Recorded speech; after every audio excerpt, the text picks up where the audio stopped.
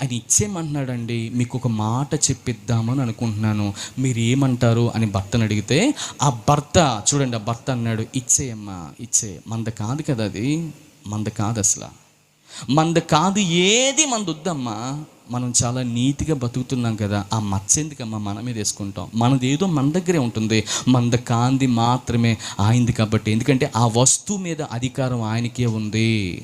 ఆ వస్తువుని నీకు ఇచ్చాడంటే నీ మీద నమ్మకం ఉంది. నీ నమ్మకాన్ని నువ్వు కాపాడుకుంటూ మరలా ఆ వస్తువును జాగ్రత్త పరుచుకుంటూ జాగ్రత్తగా పెట్టుకుంటూ మరలా ఆ వస్తువుని ఏం చేయాలి తెలుసా, మరలా నువ్వు వారికి ఇచ్చేయాలి కదా, ఇచ్చేయాలి కదా. లేదండి నాకు ఆశ పుట్టింది దాని మీద, వద్దు, ఆశను చంపుకో. కోరిక పుట్టిందండి, కోరిక కూడా వద్దు. మనకు అటువంటి ఆశలు ఉన్నాయి. ఎందుకు అటువంటి దుర్బుద్ధి వచ్చింది నీకు, ఎప్పుడు రాని దానివి, ఎందుకు ఇలా మాట్లాడుతున్నావు అని చెప్పాడు. సరేనండి ఇచ్చేస్తున్నానండి అని చెప్పి కూర్చోపెట్టింది. ఈ లోపల పిల్లల్ని చూసి వద్దాం రా అన్నాడు. రెండైతే అని తీసుకెళ్ళింది.